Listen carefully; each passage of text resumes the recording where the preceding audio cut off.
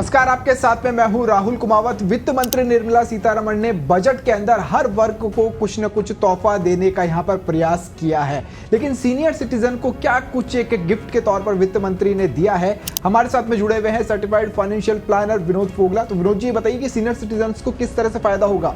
राहुल जी, इस बजट में निर्मला सीतारमण जी ने सीनियर सिटीजन का बड़ा खास ध्यान रखा है।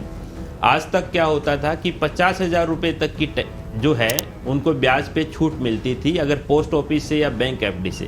सबसे ज़्यादा इनकम जो सीनियर सिटीजन की होती है, क्योंकि कोई एक्टिव इनकम नहीं होती है, तो या तो बैंक एफडी से होती है या पोस्ट ऑफिस में जो इन्वेस्टमेंट कर रखा है। तो 50,000 रुपये से जैसे ही इनकम ऊपर जाती थी उनको टीडीएस कटना शुरू हो जाता था। तो वित्त मंत्री साहिबा ने इस बजट में ऐसा ऐलान किया है कि अगर 1 लाख रुपये तक की इनकम होगी तब तक उनका टीडीएस नहीं काटा जाएगा। बाय एंड लार्ज आप यूँ समझ लीजिए कि करीबन 12 लाख रुपए की बैंक एफडी तक उनका टीडीएस नहीं काटा जाएगा, क्योंकि 1 लाख रुपए की एनुअल इनकम उसी में होती है।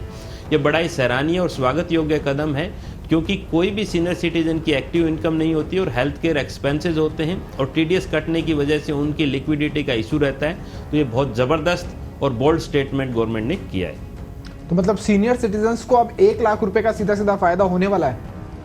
फायदा नहीं, टीडीएस नहीं कटेगा। टीडीएस कटने का मतलब ये होता है कि आपको फिर आईटीआर फाइल करनी पड़ती है, उसके बाद आपका टीडीएस रिफंड होता है।